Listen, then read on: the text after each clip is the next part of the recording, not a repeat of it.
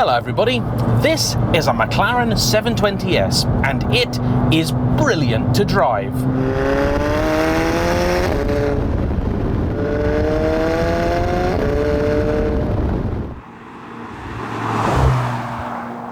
Not only does it look like a spaceship, but it goes like one too. This is a car that is not just devastatingly quick, point to point, but also one that delivers serious thrills. And if you, like me, are into the business of driving, that interactivity between man and machine, this is one of the greatest cars you may ever have the pleasure of sampling. But you knew that already, didn't you? Because though opinions on McLaren as a whole may vary wildly, anybody and everybody who has ever sampled one will tell you that when they work, they are sublime. And if you were to have a test drive of a car like this, a quick half an hour, 20 minutes, you'd come back saying exactly that. It's fantastic, it's brilliant, I want one. But even though depreciation has struck the 720 in a rather frightening way, the very cheapest of these is still £120,000. More than enough money that you're going to want to make sure that you're making the right decision. And yeah, though a 20-30 minute test drive will tell you you want the car, could you actually live with it? Well, I've been living with this one for 2 months now, and today I'm going to tell you all of those things you need to know, but that most reviews will leave out.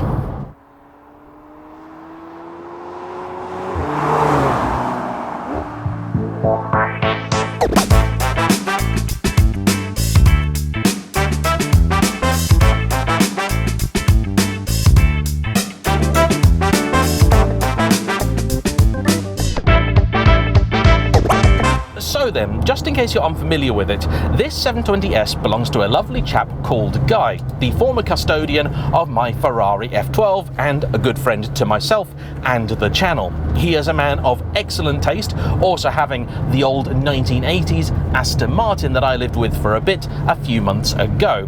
And when I knew he'd picked this up, I said, Guy, I haven't lived with a McLaren for a very long time, and I've never been able to sample a 720 for more than about an hour or so. Do you mind if I borrow yours for a week and do a piece on living with one? And because he is an absolute legend, he said, yes, of course, help yourself. Unfortunately, on the journey home, something went wrong with the car. Something really rather bad, which needed sorting and got its own video. But that was fixed a few weeks ago now, and in that time I have been able to at long last enjoy the car and get some proper miles in all conditions to finally deliver what I think is not necessarily a definitive verdict, but hopefully a relatively comprehensive one.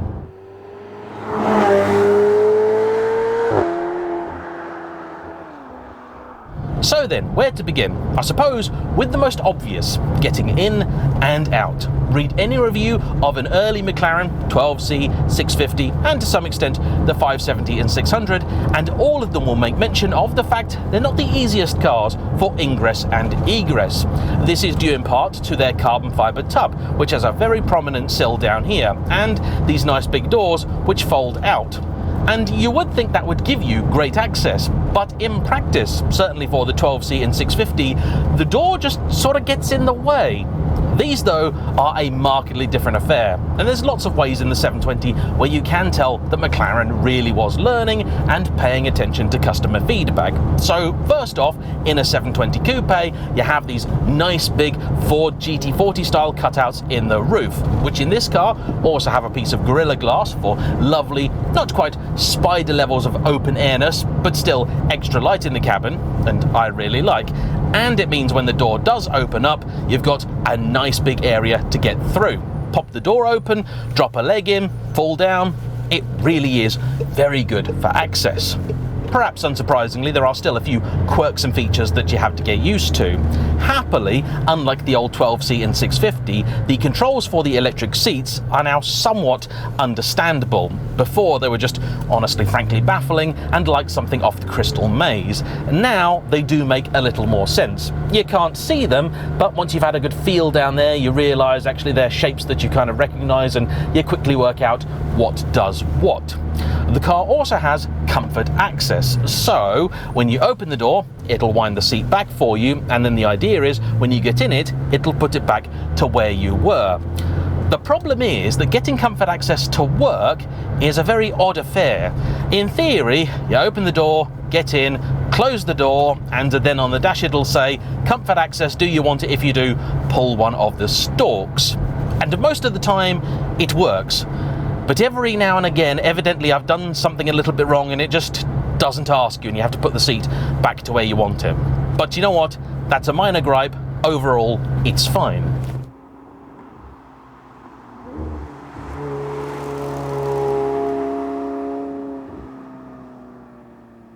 Then, once you've got yourself into your McLaren 720S, the next thing you're going to notice is the visibility, which is absolutely sensational.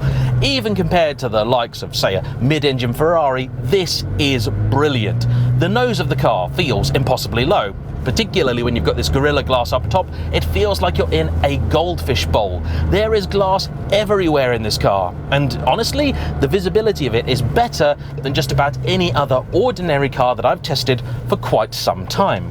Unlike Ferrari, McLaren have also stuck with a relatively traditional stalk setup for your controls, so the wheel itself has absolutely nothing on it bar the paddle at the back.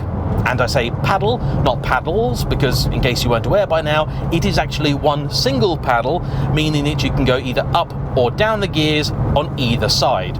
Something that I admit does sound a lot like a gimmick you'll never use, but actually is very handy indeed. The main driver's display ahead of you is then nice, clear, easy to read. It changes how it looks depending on the mode that you've got the car in, but overall, all of them are nice, very logical, and you always know exactly what you're doing and how fast you're going. There is no heads-up display in here because honestly, the car doesn't need one, but if you want something a little like it, press a button down here, the dash will fold away, leaving you a simple little strip telling you the bare basics: speed, gear, and revs. Very, very cool. That is more of a gimmick, but one that, you know what, I really, really like. All of those stalks behind the wheel then do fall more or less naturally to hand, and the only thing that is a little bit of a disappointment, particularly on longer journeys, is that if you want to do something like, say, turn the volume of your stereo up or down, there is no quick and easy way to do it from one of those. Instead, that's handled chiefly from over here. Though yes, you can do certain things like skip track and whatnot if you do use one of the sub-menus on the side of the main display. It's a little bit fiddly, and honestly, it's just much, much easier if you do it down here. The car has automatic lights and wipers, and both of them work reasonably well. It doesn't have auto dip and high beam, but to be honest, I wouldn't probably trust it to work that well in something like this anyway.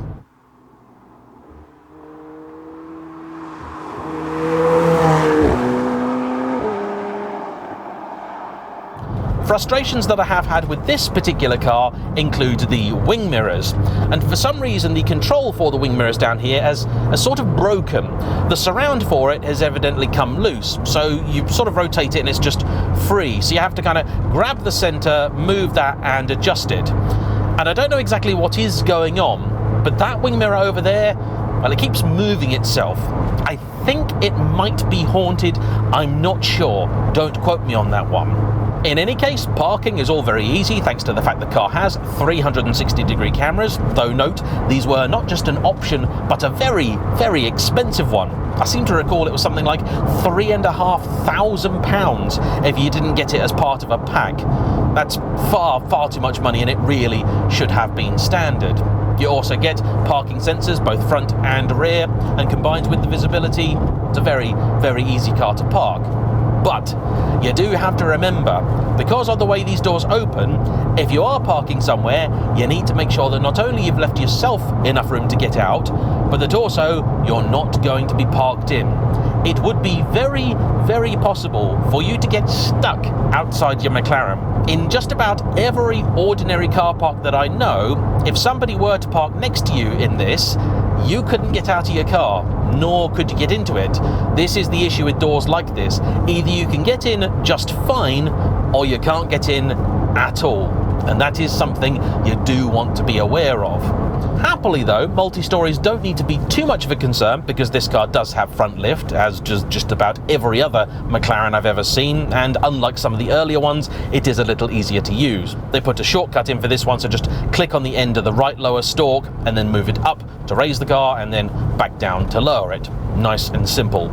It's not quite as speedy as say a 911's, but it does the job just fine. And for the most part, the car hasn't really had all that many issues with ground clearance. In fact, it's tapped the floor just once, and that was when I was having quite a bit of fun and I was going through a section of road with a little bit of a dip. I was also under braking, and so the car just went like so. That was a worrying moment, but there's no damage, just a little scuff to the underside, and anybody with a supercar will tell you that's what happens with them.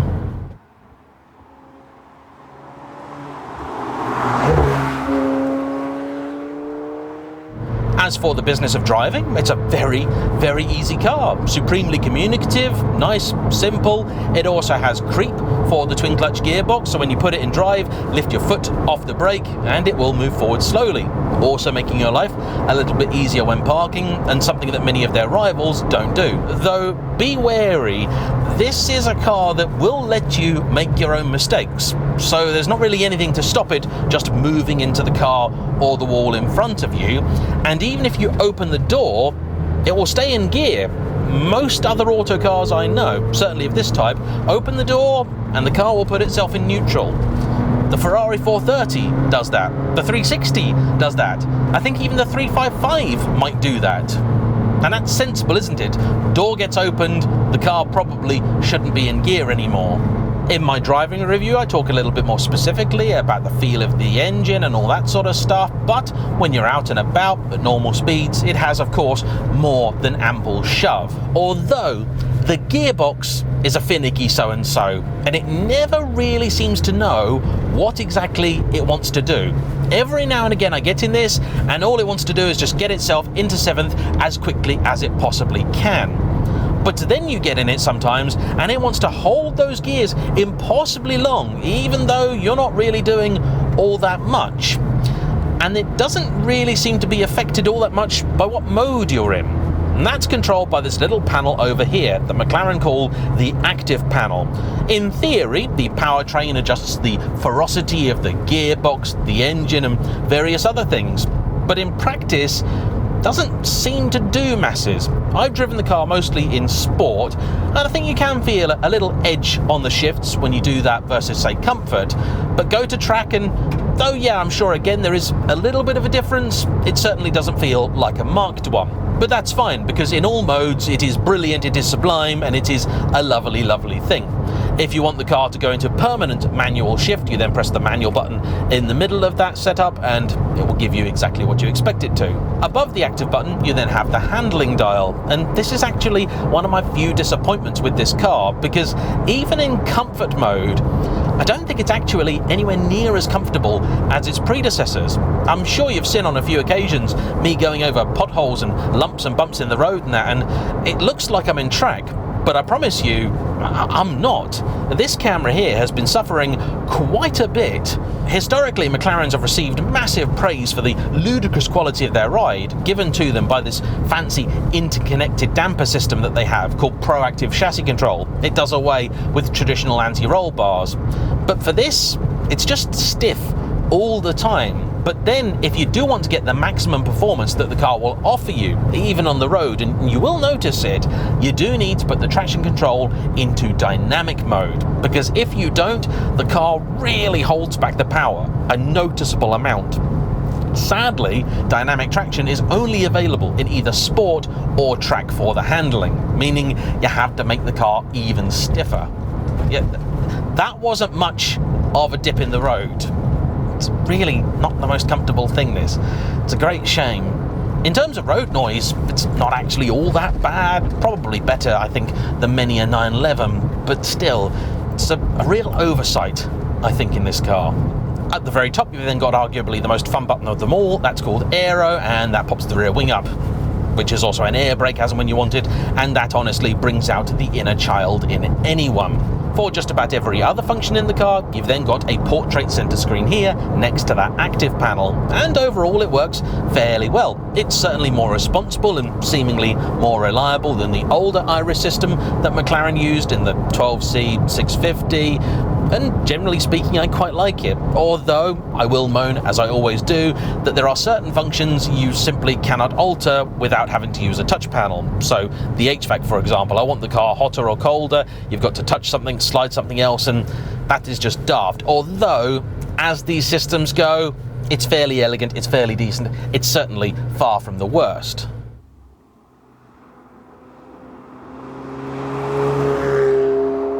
This car has the upgraded Bowers & Wilkins stereo, and I gotta be honest, I'm very, very disappointed with it. It's just not got much clarity about it. It feels as if you're feeding it from a very, very low quality audio source. There's not masses of bass in it. It's also very, very front heavy, and it's another thing that maybe I wouldn't criticize if it were the default system in the car. But it's not. It's another many £1,000 upgrade, and it's just not good enough. It looks lovely, as does this entire interior. I haven't seen a 720S with this nice brown leather in it before, but honestly, it really, really lifts the place. A good friend of mine is currently considering either one of these or a 600 LT.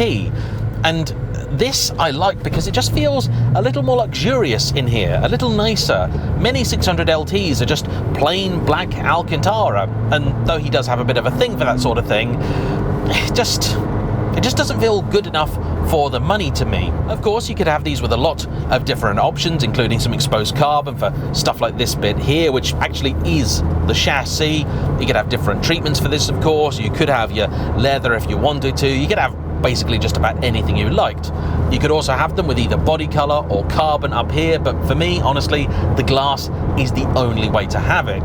The exteriors were also available with a number of different carbon packs, but if you want to know the specifics, ask your dealer, your specialist, or the likes of McLaren Life or one of the other McLaren forums.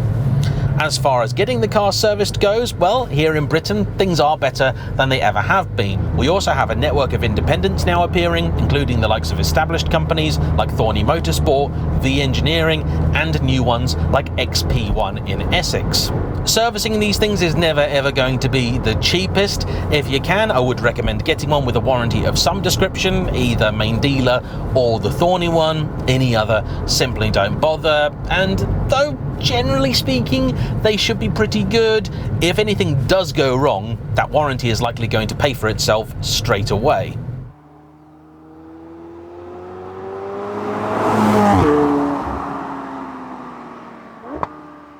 Overall space in here is fairly decent. If you are a taller driver, I'd recommend you seek out a car with one of the bucket seats that they offered. The P1 styles are my absolute favourite, really like those. I don't, however, like the Senna style seats. I can't really remember if they offered those in these. I see them in LTs, but these not so much. In any case, these regular ones are fantastic, very comfortable, but also quite supportive. It's a really, really good car to spend your time in, and I'm very, very jealous of Guy because in a few weeks he's going to be taking this to Europe, and I can think of few cars I'd rather take on a nice big European road trip, because it'll look fantastic the whole time, it'll be very, very fun on the Autobahn, and it's actually fairly practical too. These have a really good sized boot. You can get near enough 2 cabin bags in them. It's not quite as generous as in, say, the old Ferrari F430 or the 458, but it's certainly a lot better than you'd get in an Audi R8, Lamborghini Gallardo, Huracan, or even a Aventador. There's also a good amount of space behind you, ideally suited really to soft bags. They're fabulous things. They're also nice, relatively refined, and I think this is the sort of car that can do the exciting bit just as well as a GT3, but also the daily drivable, refined bit just as well as an R8. And of course, it's not perfect. I had the big issue when I first got it, but that isn't really actually McLaren's fault. I have, however, also had it cry wolf on a number of occasions. For example, about 5 times now I've got in it, and it's said that one of the rear light clusters has failed. They haven't. It also, the other day, embarrassed me while I was trying to film a video by not wanting to start. and it led me down the garden path by first saying key not found in vehicle. So naturally, I thought that was the issue. It wasn't. The problem was that I wasn't pressing the brake pedal hard enough. And you would have thought that having had the thing on the driveway for 2 months, I would have learned how to start the thing. But no, that day, apparently, I needed to press the pedal just that little bit more. You should, though, be wary if ever you do park the car near a truck that has got a flatbed that's electrically operated, near a mobile phone mast, or a particularly decent Wi-Fi router, because these are all things that may stop the car from detecting its own key. Your neighbour goes to microwave a Tesco's curry, your McLaren probably won't start. These are the sorts of things that you will have to learn to live with. Also, the fact that the indicator sometimes just doesn't want to indicate. You push it down and it just springs back up. I do think I read somewhere there's actually been a recall on that specific item, and maybe it hasn't been carried out here. Maybe it has.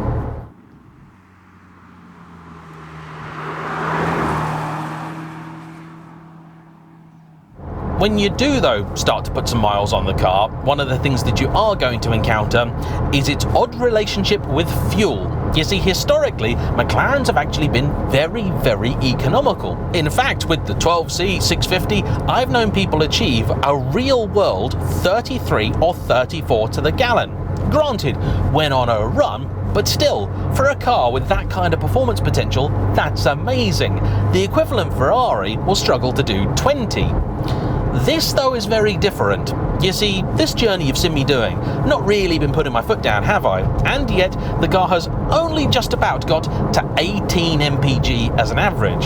And as a lifetime average, it's only managed to achieve, want to place any guesses? 18.6. Not great. And this is not great for a few reasons. First off, obviously, that's not brilliant. If you do happen to do just 50 for a long time, the car will actually get about 27 to the gallon. But as soon as you get to motorway speeds and the turbo sort of spinning, nah, 20, 21 is the best you could ever hope for. Put your foot down, though, and the economy of this thing reaches levels of depravity hitherto unheard of. This thing will empty its tank in record time. And the most hilarious bit is that the range counter over here reacts to that very, very quickly. So the other day, I had filled up the car, then got up in the morning, put my foot down for a little bit, and it said I had 120 miles of range from a full tank, a 72-litre tank. And what makes it worse is the fact that when I have gone to fill it up, and it's told me it's basically on fumes, it has like 5 miles left. Actually, I've struggled to put in over 40 litres. Sure, I'm spending less money, I think, than I actually would be in a Ferrari, but I'm going to the fuel station a lot more. That gets annoying. And I'm sure it's one of these things that over time you do learn to live with, you get to know the car.